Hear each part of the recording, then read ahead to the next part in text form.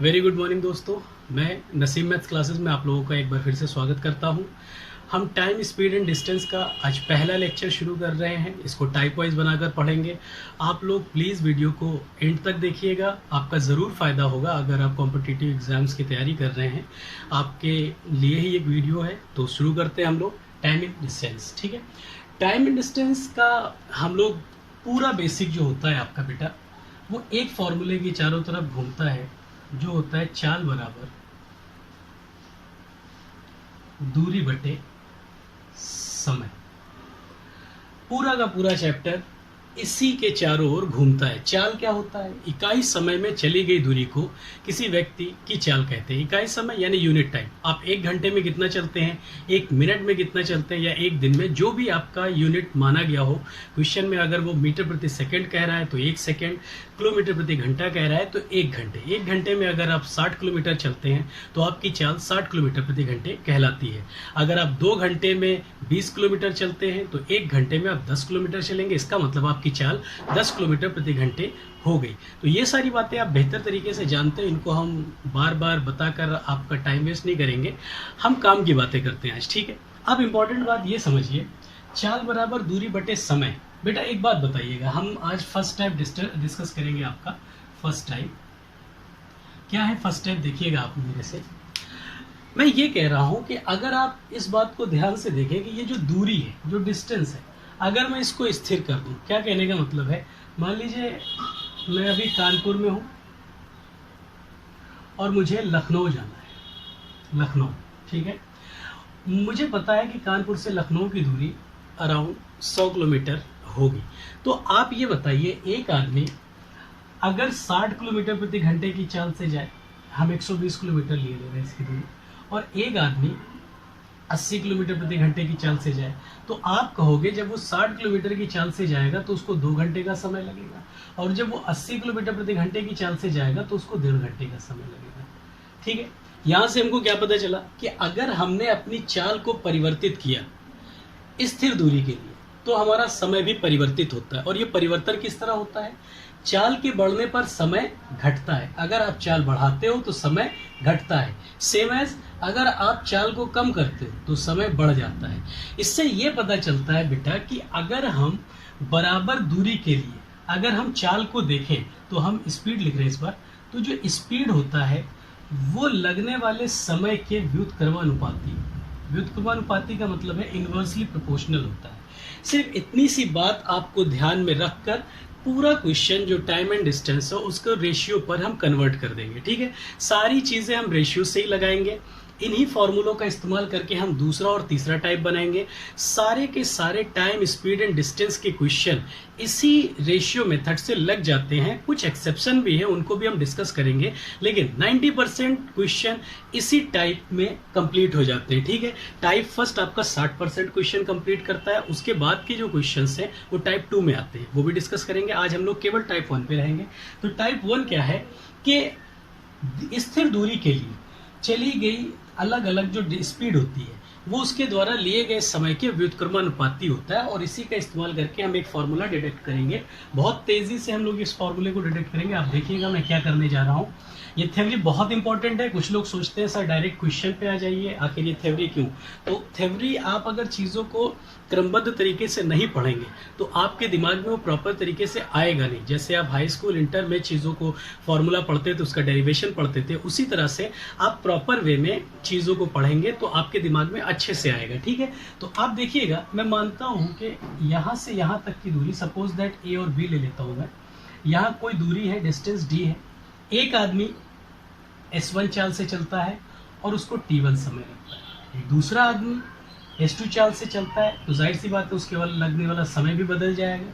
ठीक है, तो इस केस में अगर हम पहले आदमी की बात करें तो उसके द्वारा चली गई दूरी क्या होगी? तो आप कहोगे दूरी बराबर स्पीड इंटू टाइम हो जाएगा, बराबर डिस्टेंस। दूसरे आदमी द्वारा चली गई दूरी आप कहोगे फिर से स्पीड इंटू टाइम हो जाएगा, सॉरी T2 होना चाहिए। और ये दूरी भी डी आएगा, क्योंकि भैया दूरी चली गई तो ए से बी तक डी ही है ना। अब आप देख रहे हो कि ये दूरियां इक्वल है, यानी कि इसको इक्वेट कर सकते हैं। तो हम कह सकते हैं S1 T1 बराबर S2 T2। अगर आप S को एक साथ ले आओ तो S1 अपॉन S2 बराबर T2 अपॉन T1। ये जो आपका रिलेशन बना है ये क्या है, आपको ये पता चलता है कि अगर स्थिर दूरी के लिए आपको दिए गए स्पीड यानी कि चाल का अनुपात मिल जाए तो उसको पलट देने पर उनके लिए गए समय का अनुपात मिल जाता है। आप देखिए S1 के सामने T2 आ रहा है और S2 के सामने T1, यानी पलटने पर S1 बराबर S1 जब पलट दोगे तो T1 T2 मिलेगा। इसको आप इस तरह से लिख लीजिए, करने में आसानी होती है। S1 S2 को जब आप ऐसे पलट देते हो एरो करके तो ये T1 मिल जाता है और ये T2 मिल जाता है। S2 की वैल्यू T1 के इक्वल होती है, S1 की वैल्यू T2 के इक्वल होती है, जैसा कि आप देख रहे हैं S1 बराबर T2, S2 बराबर T1। ठीक है, तो बस यही जो फॉर्मूला आपके सामने लिखा है कि चाल के रेशियो को अगर पलट दिया जाए तो समय का रेशियो प्राप्त हो जाता है, और ये कब होता है, बराबर दूरियों के लिए होता है। ठीक है, तो अब आपको मैं एक बात बताता हूं, जब भी आप टाइम स्पीड एंड डिस्टेंस का क्वेश्चन करेंगे तो आपका क्वेश्चन करने का पहला अप्रोच क्या होगा कि ये किस टाइप का है, हम कैसे दिखाएंगे, कैसे पता करेंगे। हमको देखना होता है कि यहाँ पे कौन सी वैल्यू स्थिर है जो बदल नहीं रही है। पक्का है क्वेश्चन को आप जब ध्यान से देखोगे तो आपको पता चलेगा बेटा कि आपका या तो स्पीड नहीं बदलेगी, या तो टाइम नहीं बदलेगा, या फिर डिस्टेंस नहीं बदलेगा। आप क्वेश्चन को देख के ऑब्जर्व कर सकते हो और वहां से हमको पता चलता है कि ये किस टाइप का है और कौन सा इसमें फॉर्मूला अप्लाई करना है। ठीक है, तो आपने देखा कि स्थिर दूरी के लिए, इसको आप अगर अपने शब्दों में लिखना चाहो तो आप कहोगे किसी स्थिर दूरी के लिए दिए गए चालों का अनुपात पलट देने पर उनके द्वारा लिए गए समयों का अनुपात प्राप्त होता है। बस इतनी सी बात आप याद कर लीजिए और पूरा टाइप 1 इसी पे बिलोंग करता है। ठीक है, आप पूरे क्वेश्चंस को, इसके अलावा आपको कुछ नहीं करना, स्पीड का रेशियो लेके पलट दो या टाइम का रेशियो लेके पलट दो, आपका आंसर आ जाएगा। अब हम लोग क्वेश्चन पे आते हैं। देखिए हम थोड़ा जल्दी जल्दी इन चीज़ों को कर रहे हैं ताकि आप लोगों का समय कम से कम लगे और आप ज़्यादा से ज़्यादा चीज़ों को देख सके। आपको अगर लगता है कि मैं बहुत ज़्यादा जल्दी बोल रहा हूँ तो आप वीडियो को स्लो करके देख सकते हैं, आपके पास स्पीड आप मॉनिटर कर सकते हैं जैसे चाहे वैसे। तो पहला क्वेश्चन हम आपको देते हैं। अब देखिए भाई, यहाँ पर हमारे पास डिजिटल बोर्ड या कुछ नहीं है तो सारी चीज़ें हमें खुद से ही लिखनी है, तो थोड़ा सा आप कोऑपरेट कीजिएगा। पहला क्वेश्चन मैं आपसे कहता हूँ, यदि किसी बस की चाल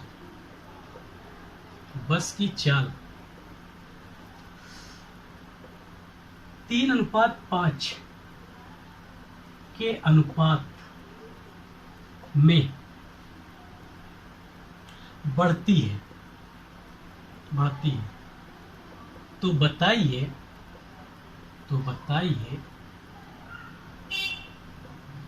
उसके द्वारा लिया गया समय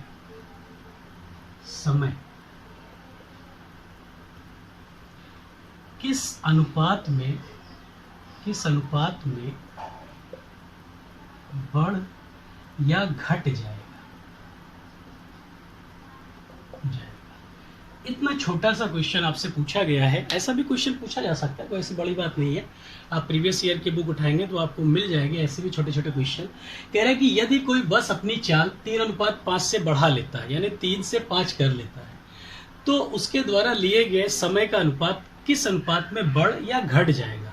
तो आप एक बात समझिए, अगर इसने चाल के बढ़ने या घटने की बात की और समय की भी बढ़ने घटने की बात की तो हमें यहाँ से ये बात पता चल जाती है बेटा कि इसका मतलब है कि उसके द्वारा जो चली गई दूरी है वो नहीं बदल रही। तीनों में से एक चीज स्थिर रहेगी। आपने डिसाइड कर लिया, अगर 2 के बदलने की बात हो रही है तो एक तो स्थिर है। तो पहला टाइप हमारा हो गया कि अगर स्थिर दूरी है तो आप जानते हो कि जो चाल का अनुपात होता है, चाल का अनुपात यानी S1 S2, उसको पलट देने पर समय मिल जाता है। तो आप देखो, चाल का अनुपात मैंने 3:5 लिखा, अगर मैं इसे पलट दूं तो आप कहोगे जो समय होगा उसका अनुपात 5:3 हो जाएगा समय। तो आप देखो, अगर समय पहले 5 था तो अब 3 हो गया। इसका मतलब कि समय 5:3 के अनुपात में घट गया है। और यही बात तो वो पूछ रहा था, बढ़ेगा या घटेगा। तो हम यहाँ पे जानते हैं कि इसमें घटेगा। क्यों? क्योंकि स्पीड बढ़ी है तो समय डेफिनेटली घटेगा, और इस रेशियो से भी पता चल रहा है कि समय घटेगा। ठीक है, इसमें कोई दिक्कत नहीं है, बहुत आसानी से ये क्वेश्चन समझ में आ गया होगा। आपको नहीं समझ में आया तो दोबारा देखिएगा। हम दूसरे क्वेश्चन पे आते हैं। ठीक है, देखिएगा, बहुत आसानी से यही कॉन्सेप्ट अप्लाई करके हम बहुत सारे क्वेश्चन लगा लेंगे और हमें कुछ भी चेंज नहीं करना पड़ेगा, बस अपने दिमाग को सेट रखना पड़ेगा कि हमको किस तरह से क्वेश्चन को टैकल करना है, यानी कि पिक करना है। ठीक है, एक छोटा सा क्वेश्चन मैं आपके सामने लिखता हूं। यदि एक बस ए से 1 घंटे देरी से चलती है तथा अपनी चाल को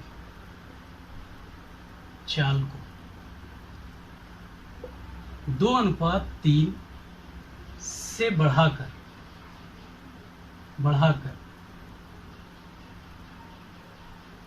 किसी बिंदु बी पर समय से पहुंच जाती है तो उसका सामान्य समय ज्ञात कीजिए। देखिएगा क्वेश्चन क्या कह रहा है, मैं आपको एक्सप्लेन करता हूं एक बार में। देखिए, कह रहा है कि कोई बस ए से 1 घंटे देरी से चलती है तथा अपनी चाल को 2:3 से बढ़ाकर किसी बिंदु पर समय पर पहुंच जाती है। कहने का मतलब क्या है कि बस रेगुलर चलती है। एक दिन क्या हुआ उसके साथ कि वो किसी बिंदु से चली, एक स्टेशन है ए, वहां से चली, लेकिन उस दिन 1 घंटे देरी से चली। अब ये तो हमारे हमारे लिए कोई बड़ी बात नहीं है। इंडिया में 1 घंटे देरी को देरी नहीं कहते, हम लोग तो कहते हैं समय से ही चल गई। ठीक है, ये अच्छी बात है। तो हम लोग कहेंगे 1 घंटे देरी से चली। ठीक है, अब क्या हुआ, बस वाला लेकिन पंक्चुअल था, उसने कहा देरी हो तो हो भाई, मुझे टाइम पे ही पहुंचना है। ठीक है, अब उसने क्या किया, अपनी चाल को 2:3 से बढ़ा लिया। उसने अपनी चाल को बढ़ा लिया और जहां उसे जाना था बी पॉइंट पर टाइम से पहुंच गया। ठीक है, तो आपको ये बताना है कि सामान्यतः उससे कितना समय लगा होगा। आप ये समझ सकते हो कि वो 1 घंटे देरी से चला था। अगर वो अपनी सामान्य चाल से चलता तो वो 1 घंटे देरी से ही पहुंचता, पक्का था। लेकिन उसने 1 घंटे देरी से नहीं पहुंचना, इसी वजह से उसने अपनी चाल बढ़ाई ताकि लगने वाला समय कम हो जाए। तो आप ये समझ सकते हो ए से बी के बीच की दूरी तो स्थिर है। ठीक है, ये तो नहीं बदल रही भाई, वो स्पीड बदल रहा है, उसकी वजह से समय बदल रहा है, 1 घंटे कम लग रहा है, लेकिन अभी उसके द्वारा जो चली गई दूरी है वो तो स्थिर है ना। तो हमें पता चल गया ये टाइप 1 है। अगर टाइप 1 है तो आपने तुरंत कहा कि भैया जो स्पीड का अनुपात होगा S1 और S2, इसको अगर हम पलट देंगे तो हमें समय का अनुपात मिल जाएगा, बस और कुछ नहीं करना। तो स्पीड हमारी 2 से 3 हो गई है। यहाँ पे ध्यान रखिएगा, वो कह रहा है 2 से 3 हो गई है। ठीक है, यानी कि 2 से बढ़कर 3 हो गई है। ठीक, इसका मतलब ये नहीं कि 2, 3, 5 हो गई, ध्यान रखिएगा। तो अगर मैं इसको ऐसे क्रॉस पलट दूं तो आप कहोगे समय 3 से 2 हो गया है। ठीक, समय 3 से 2 हो गया है। अब आप देखो, अगर हमारे कुछ हम अपने हिसाब से देखें तो अगर मुझे पहले 3 का समय लगता था तो अब मुझे 2 लग रहे। यहाँ पे अंतर आ रहा है कितने का, 1 का। और आप बताओ, जो हमने सामान्य समय से अभी जो समय लिया है उसमें कितना अंतर है, 1 घंटे का। हमने 1 घंटे कम लिया है नॉर्मली जितना लेते थे, वरना लेट नहीं पहुंच जाते। तो अगर हमने 1 घंटे कम लिया है तो हम कहेंगे ये वाला जो 1 है हमारा, वो क्वेश्चन के 1 घंटे के बराबर है। हमारा एक क्वेश्चन के 1 घंटे के बराबर है। तो आप कहोगे हमें तो सामान्य समय चाहिए था, सामान्यता तो वो 2 की चाल से चलता था, यानी सामान्यता वो 3 समय लेता था। तो अगर 1 बराबर 1 है तो कोई बच्चा भी बता देगा कि 3 की वैल्यू 3 घंटे होगी, यानी कि वो बस सामान्यता ए से बी तक पहुंचने में 3 घंटे का समय लेता था या लेती थी। ठीक है, ये आ गया, इतना आसान सा क्वेश्चन था। ठीक है, अब ऑल इन ऑल अगर आपको ये कॉन्सेप्ट पता है, ठीक है, ये प्रोडक्ट ये अगर रेशियो मेथड आपको पता है तो आप बताओ इसमें क्या है। कुछ नहीं भाई, 1 घंटे देरी से चला, चाल को 2-3 से बढ़ाया। अगर चाल को 2-3 से बढ़ाया यानी लगने वाला समय 3 से 2 हो जाएगा। 1 की कमी, 1 बराबर 1 घंटे, तो 3 बराबर 3 घंटे। आप ऐसे ओरली बता सकते हो, इसमें कोई पेन कॉपी की जरूरत नहीं पड़ी। ठीक है, अगर आप बेटा बेहतर प्रैक्टिस करोगे तो आपको आगे सारे क्वेश्चंस लगभग आप बिना ज्यादा जद्दोजहद के आप क्वेश्चन लगा लोगे। ठीक है, तो हम लोग ज्यादा बात नहीं करते, अगले क्वेश्चन पे आते हैं, देखते हैं क्या होगा। ठीक है, नेक्स्ट क्वेश्चन आते हैं। थोड़ा सा मैं आपका टाइम बचाने की कोशिश करता हूँ, मैं क्वेश्चन लिख के डायरेक्ट पहुंचता हूँ आप पर। ठीक है, तो बेटा ये देखिए क्वेश्चन नंबर 3 आपके बोर्ड पर। एक आदमी 60 किलोमीटर प्रति घंटे की चाल से चलकर किसी दूरी को 6 घंटे में तय करता है। उसी दूरी को 9 घंटे में तय करने के लिए उसकी चाल क्या होनी चाहिए? ठीक है, ये क्वेश्चन बहुत इजी है, 2014 एमटीएस का क्वेश्चन है ये, एसएससी का। और इसमें भी देखिए आपका जो मैंने बताया वही अप्लाई करना है आपको। आप देखो यहाँ पर कह रहा है कि उसी दूरी को, अगर ये उसी दूरी की बात कर रहा है इसका मतलब दूरी स्थिर हो गई और समय जो है पहले 6 घंटे लेता था, लेकिन अब कह रहा है कि ऐसा चलो कि अब 6 नहीं आपको 9 घंटे लगे। तो आप ये बात अगर पलट दो तो आप कहोगे स्थिर दूरी के लिए जो आपके समय का अनुपात होता है, आप देखो पहले वो 6 घंटे की स्पीड से चल रहा था, लेकिन अब वो 9 घंटे की, सॉरी स्पीड नहीं बोलना चाहिए था, पहले वो 6 घंटे का समय ले रहा था, अब वो 9 घंटे का समय ले रहा था। अगर मैं रेशियो बनाऊं तो आप कहोगे 2 से 3। ठीक है, तो अगर मैं इसको ऐसे पलट दूं तो आप बताओ ये चाल का अनुपात आ जाएगा कि नहीं आएगा? भाई चाल को पलटते हो तो अगर समय आता है तो समय को पलटने पे चाल नहीं आएगा, तो आप कहोगे ये 3 से 2 हो जाना चाहिए, 3 से 2। अब आप क्वेश्चन में देखो वो कह रहा था प्रारंभिक जो चाल थी उसकी वो 60 kmph थी, यानी 60 किलोमीटर प्रति घंटा थी। तो 3 की वैल्यू अगर 60 किलोमीटर प्रति घंटा है, 3 की वैल्यू, तो 1 की वैल्यू बता सकते हो कितना होगा? 1 की वैल्यू तो आप कहोगे इसको काट दो तो ये आएगा 20 किलोमीटर पर आवर। तो अगर 1 की वैल्यू 20 है तो 2 की वैल्यू कितनी होगी बेटा? क्योंकि वो नई चाल पूछ रहा है तो 2 की वैल्यू आ जाएगी 40 किलोमीटर प्रति घंटा। ठीक है, प्रति घंटा। यह इस सवाल का उत्तर हो गया। वो व्यक्ति अगर इसी दूरी को 9 घंटे में पूरा करना चाहता है तो उसको 40 किलोमीटर प्रति घंटे का समय लगेगा। आप में से कुछ बच्चे सोच रहे होंगे कि सर जी इसमें काहे के लिए रेशियो लगा रहे हो, ये तो सीधे सीधे दिख रहा था कि 6 छंग 36, 9 से काटा तो 4 ही आना चाहिए, उसमें कोई दिक्कत नहीं थी। तो बिल्कुल बेटा कोई समस्या नहीं है, ऐसे भी आप कर सकते हो, लेकिन वो अप्रोच अब इस पर्टिकुलर क्वेश्चन में लगाने में वो आपको बहुत आसानी होगी। लेकिन जब क्वेश्चंस का लेवल ग्रेजुअली बढ़ेगा तब आपको चेंज करना होगा, फिर आप कुछ और करोगे, नए तरीके सोचोगे। तो एक ही टाइप के क्वेश्चन उसकी डिफिकल्टी लेवल बढ़ने पर अगर आपका अप्रोच बदल जाता है तो ये कोई अच्छी बात नहीं है। तरीका ये होना चाहिए कि एक तरीके पर आप ज्यादा से ज्यादा क्वेश्चन अप्लाई कर सको। ठीक है, और वो हैंडी होना चाहिए। हैंडी का मतलब है कि उसमें ज्यादा कैलकुलेशन नहीं होना चाहिए। आप जानते हो 3 का मान 60 है तो 1 का मान कितना होगा? 20 होगा, 2 का मान 40। ये आप ओरली बता सकते हो, इसमें कोई पेन कॉपी की जरूरत नहीं है। ठीक है, और ये डिजिट्स कितनी भी टफ हो जाए, आप अभी आगे क्वेश्चन देखोगे, अभी आने वाले दिनों में आपको बहुत अच्छे अच्छे क्वेश्चन में कराऊंगा एग्जाम में पूछे हुए, और वो भी क्वेश्चन जो आपको हमेशा दिक्कत रहती है, तो आप समझ जाओगे कि इनकी ज़रूरत क्यों पड़ती है। ठीक है, चलिए भाई ये अच्छा क्वेश्चन था, आपने देखा सिंपल वे में आपने लगा लिया। एक और क्वेश्चन आपके सामने प्रस्तुत करते हैं। बहुत शुद्ध हिंदी हो गई ना, प्रस्तुत करते हैं, वो हो जाता है वीडियो बनाने में, इस तरह के शब्द अपने आप निकलने लगते हैं। चलिए अगला क्वेश्चन आपकी स्क्रीन पर आ गया होगा, बेटा देखिएगा।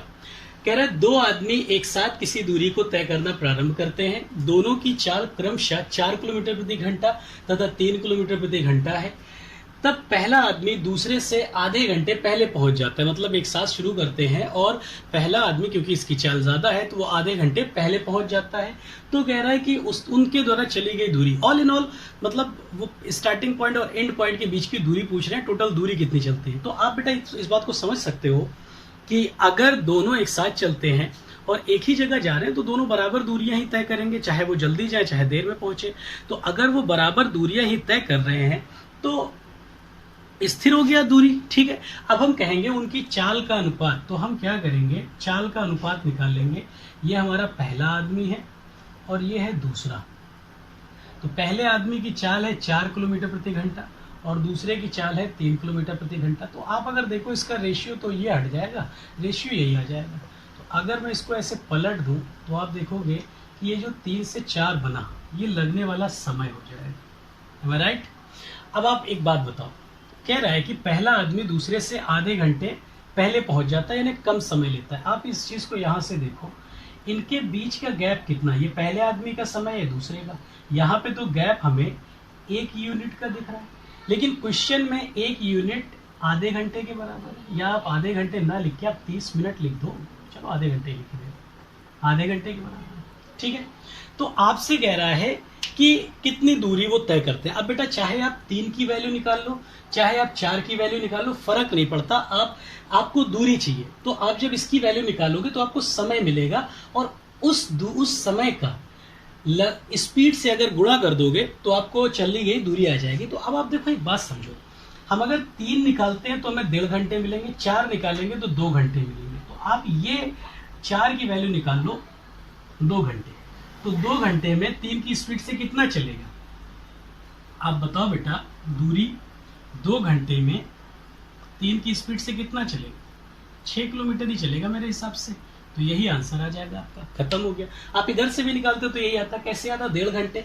4 की स्पीड से 1.5 घंटे में, 1 घंटे में 4, आधे घंटे में 2, तो 4 2 6। तो आप दोनों तरफ से निकाल सकते थे, बट आपको ध्यान ये रखना है कि अगर आप ये वैल्यू निकाल रहे हो तो इसका गुणा यहाँ से होगा, ये वैल्यू निकाल रहे हो तो इसका गुणा यहाँ से होगा। अगर आप ऐसा नहीं करते हो तो क्वेश्चन गलत हो जाएगा।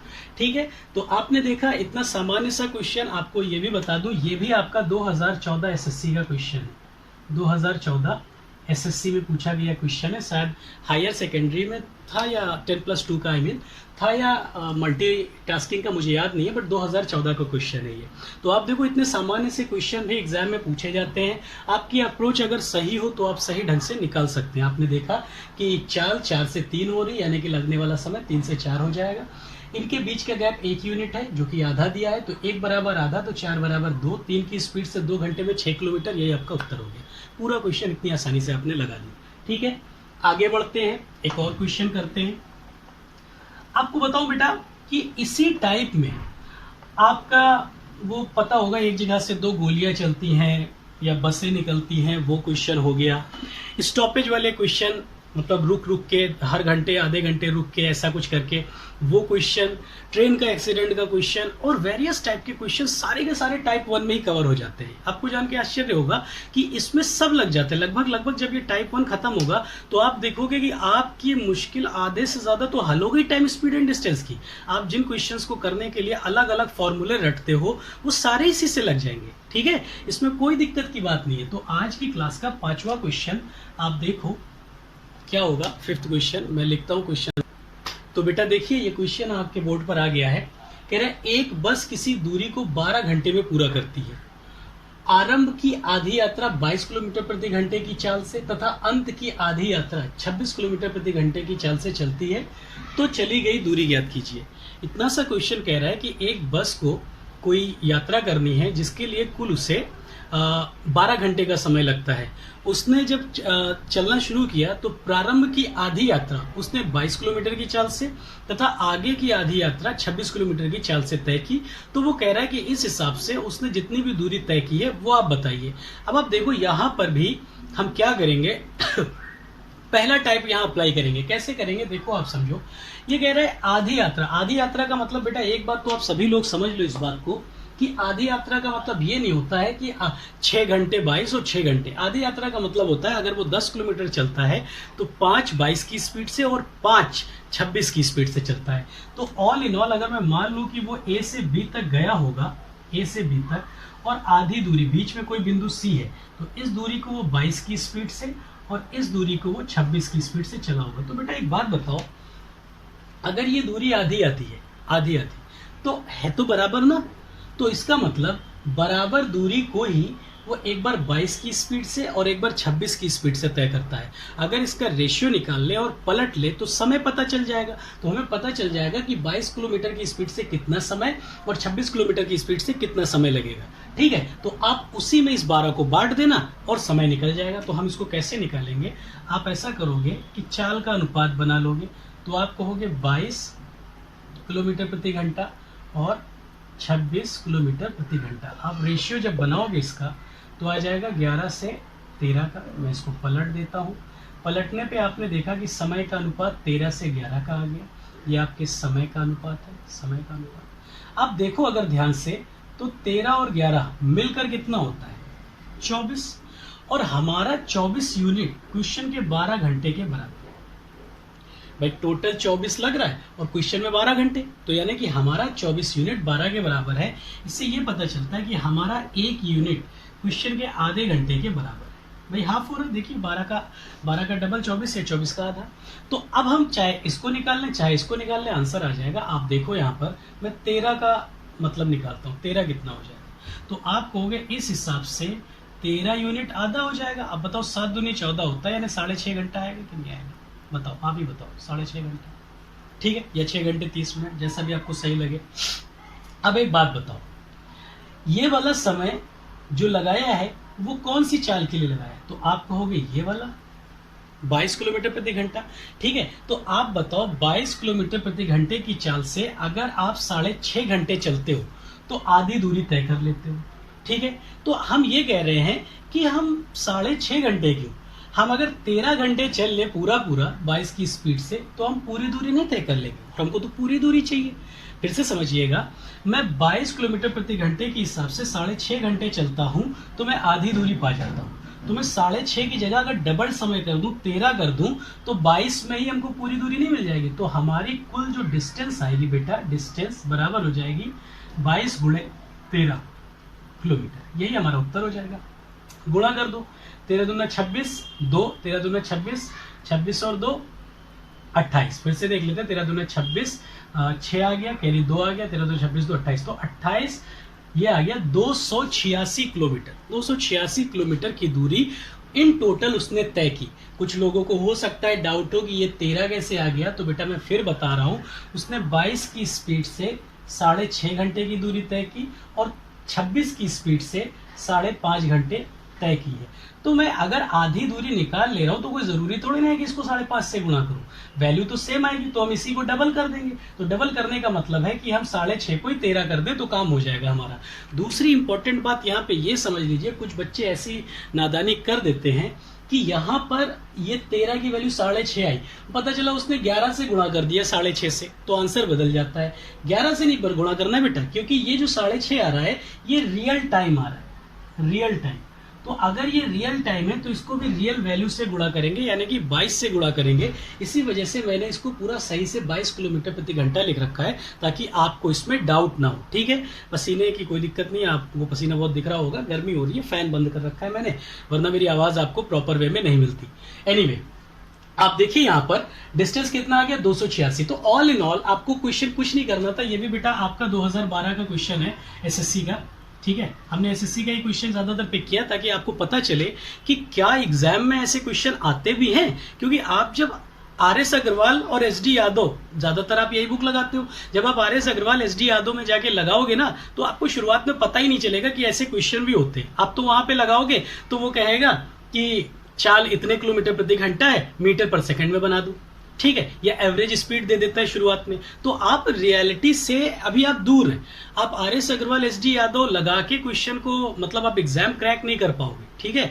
और कुछ लोग सोचते हैं कि यार पुराने फॉर्मूले थे, अब ये नई चीज सीखने के लिए क्या है।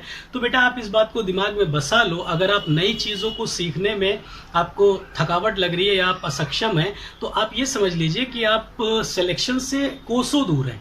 क्योंकि आज जो कंडीशन है वो ये है कि रेलवे की एक ग्रुप डी की वैकेंसी में भी 1.5 करोड़ से ज्यादा लोगों ने फॉर्म भर डाला था, ठीक है। तो अगर 1 करोड़ 1.5 करोड़ लोग आप डी ग्रुप के लिए भी फॉर्म भरते हो, और आपको पता है आप लोगों में से बहुत लोगों ने भर रखा है, ठीक है। तो आप सोचो कितना कंपटीशन है, आप कंपटीशन का लेवल सोचो। अगर आप अच्छा नहीं करोगे, बेहतर तरीके नहीं सीखोगे, तो आप उसी भीड़ में रह जाओगे, 2 साल 3 साल ऐसे घिसते रहोगे, और फिर उसके बाद आप नया अप्रोच जो आप पुराना हो चुका, आउटडेटेड, आप उसको अप्लाई करके आप फिर सोचोगे अब निकल जाए, तब तक बच्चे कुछ और सीख जाएंगे, ठीक है। तो आप नई चीजों को एक्सेप्ट करो, जितना हैंडी, जितना अच्छे तरीके से आप क्वेश्चन को बिना पेन कॉपी के लगा सको, उतनी जल्दी आपका सिलेक्शन आपके आगे आएगा, ठीक है। तो आप चीजों में नई चीजों को अप्लाई कीजिए और उसको सीखिए। आपको मैं एक क्वेश्चन और कराता हूं बेटा, अब आप देखिए कि उसके लिए आपने 2-3 फॉर्मूले पढ़ रखे होते हैं, लेकिन मैं कह रहा हूं फॉर्मूले की जरूरत नहीं है। आप एक क्वेश्चन और देखिएगा, मैं क्वेश्चन लिखता हूं। तो बेटा देखिएगा यहां पर कह रहा है, एक बच्चा अपने घर से स्कूल 5 किलोमीटर प्रति घंटे की चाल से जाता है और 10 मिनट देरी से पहुंचता है, तथा 6 किलोमीटर प्रति घंटे की चाल से स्कूल से घर वापस आता है और 10 मिनट पहले पहुंचता है।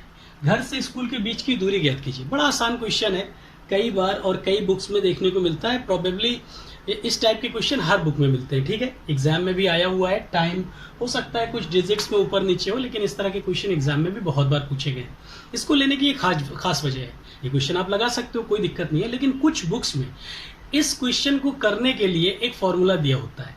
और आपको बताऊं कि यहाँ पर आपने देखा कि एक बार 10 मिनट देरी से पहुंचता है, और जब स्कूल से घर आता है तो 10 मिनट पहले पहुंचता है। इस क्वेश्चन में ऐसे भी हो सकता था 10 मिनट देरी से और 20 मिनट देरी से, या जल्दी जल्दी देरी देरी। मतलब ये 3 तरह के क्वेश्चन बनते हैं, और उसको 3 टाइप के फॉर्मूले से आप लोग करते हो। कुछ लोग रटे होते हो तो आप लोगों को लगता है कि नहीं मैं वैसे ही करूंगा, लेकिन मेरा कहना यह है एक जनरल से क्वेश्चन के लिए आप फॉर्मूला रट रहे हो, और प्लस माइनस का अंतर है उन फॉर्मूलों में। अगर आप उन फॉर्मूलों में गलती कर दोगे बेटा तो आपका उत्तर खराब हो जाएगा, ठीक है। तो आप देखो यहाँ पे कुछ नहीं करना, आप रेशियो मेथड लगाओ जो आपने पढ़ा है फर्स्ट टाइम। कैसे होगा वो बेटा, घर से स्कूल जा रहा है, तो अगर जा रहा है तो घर से स्कूल, आ रहा है तो स्कूल से घर, क्या इसके बीच की दूरी बदल जाएगी क्या? भाई हर बार तो दूरी तो सेम होगी ना, घर से स्कूल। अब आप ये मत कहना कि हम स्कूल जब जाते हैं तो छोटे वाले रास्ते से जाते हैं और जब आते हैं तो घूमते टहलते आते हैं, ऐसा नहीं। लॉजिक यहाँ पे इस तरह काम नहीं करता। जब एक क्वेश्चन दिया जाता है तो उसका मतलब है आप जिस रास्ते से जा रहे हो उसी रास्ते से आ रहे हो, ठीक है, सेम रास्ता। तो आप कहोगे लगने वाला समय बदल रहा है, 10 मिनट पहले 10 मिनट बाद। हमने अपनी चाल को भी बदल रखा है, यानी कि स्पीड यहाँ पर पहला टाइप लग जाएगा फर्स्ट टाइप। तो फर्स्ट टाइप क्या कहता है? कहता है बेटा चाल का रेशियो बना लो। चाल का, पेन को दिक्कत हो गई, चलो इसको हटाते हैं, दूसरा उठाते हैं। चाल का रेशियो बना लो आप। तो चाल पहले क्या थी? पहले वो 5 किलोमीटर प्रति घंटे की चाल से जा रहा था, फिर वो 6 किलोमीटर प्रति घंटे की चाल से वापस आया। अगर रेशियो देखें तो कुछ अलग नहीं है, ये 5 से 6 का ही बनेगा, कुछ कटेगा नहीं। अगर मैं इसको ऐसे क्रॉस कर दे रहा हूँ तो 6 से 5 हो जा रहा है। तो लगने वाला समय देखिए बेटा आप यहाँ पर, समय जो था 6 से 5 हो गया। अब एक बात समझो, 6 से 5 हो गया, यहाँ तो 1 यूनिट का गैप है, और ऊपर क्या दिया है? एक बार 10 मिनट ज्यादा, एक बार 10 मिनट कम। तो आप बेटा एक बात बताओ, आपको 9 बजे पहुंचना हो, आप एक बार 10 मिनट देर से पहुंचे यानी 9:10, और एक बार 10 मिनट पहले पहुंचे यानी 8:50। बीच का गैप कितना आया? 20 मिनट का, ठीक है। तो आप ऐसे सोच सकते हो, या आप मान लो ज्यादा आप दिमाग नहीं लगाना चाहते हो तो एक सिंपल फंडा दिमाग में रखिए। अगर वो अपोजिट कर रहा है, जल्दी पहुंच रहा है देर में पहुंच रहा है, अगर जल्दी देर आ रहा है तो जोड़ दो, सेम आ रहा है तो घटा दो। मतलब वो देर में दिया हो तो जोड़ दो, हाँ ठीक है, वो घटा दो, जोड़ोगे नहीं। जोड़ने में विपरीत वाला जोड़ते हैं। तो आप देखो वो एक बार 10 मिनट देरी से पहुंचा था, एक 10 मिनट पहले, यानी कि ये जो 1 यूनिट है बेटा वो 10-10-20 मिनट के बराबर हो जाएगी।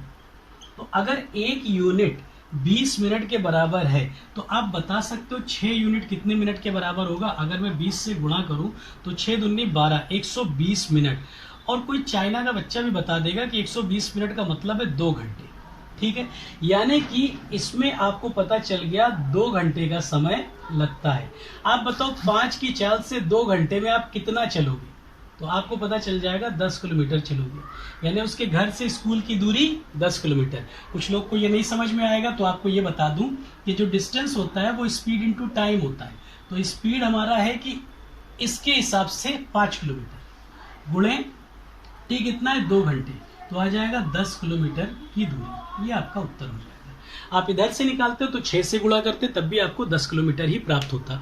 तो आप देखो ये भी क्वेश्चन कोई फॉर्मूला रटने की जरूरत नहीं है, same pattern same thing. First type आपने कुछ नहीं किया बेटा, सिर्फ और सिर्फ ऐसे पलटा, आंसर आ गया। क्या करना था आपको? 5 से 6 यानी कि लगने वाला समय 6 से 5, अंतर 1 का, 1 बराबर 20, 6 बराबर 120 यानी 2 घंटे। 5 की स्पीड से 2 घंटे में कितना चलोगे? कुछ नहीं चलना यार, 10 किलोमीटर, आंसर आ गया। तो आप देखो बेटा इस तरह की ही अप्रोच आप लगाओगे तभी आप एग्जाम में एक अच्छा रिजल्ट दे पाओगे, ठीक है। तो आज का वीडियो हम इस क्वेश्चन पे खत्म करते हैं, लेकिन ये क्वेश्चन खत्म हुआ, ये टाइप नहीं खत्म हुआ। आप अगले वीडियो में भी मेरे साथ बने रहिए। मैं इस बार मैं माफ़ी चाहता हूँ कि मैंने बहुत टाइम लगा दिया वीडियो बनाने में, बट कुछ समस्याएं, कुछ मतलब आपसी काम होते हैं जिनको निपटाना होता है, तो उनकी वजह से मैं देर में वीडियो बना पाया। But next video will be very soon. और आप लोग उसको भी देखिएगा, अपना प्यार दीजिएगा। इस वीडियो को आप जितना हो सके शेयर कीजिए। आपका शेयर करना, आपका लाइक करना मेरे लिए मोटिवेशन होता है। तो मैं चाहता हूं कि आप अपना सपोर्ट दीजिए और मैं अच्छे अच्छे क्वेश्चन भी आपसे, अभी मैंने इजी क्वेश्चन पिक किए क्योंकि मैं चाहता था कि अभी आपको केवल और केवल टाइप कन्वे कर जाए। अगले वीडियो में मैं इसके कुछ अच्छे क्वेश्चंस आपको दिखाऊंगा और कितनी आसानी से हम लोग लगा सकते हैं ये भी देखेंगे। तो कीप वॉचिंग वीडियोस और आप लोग प्लीज़ शेयर कीजिए, लाइक कीजिए और अपने कमेंट भी कीजिए। मैं देखना चाहूँगा कि किसमें, कौन से क्वेश्चंस में आप लोगों को दिक्कत आई। अगर ये टाइप आपको दिक्कत लगे तो उसको दोहराइए।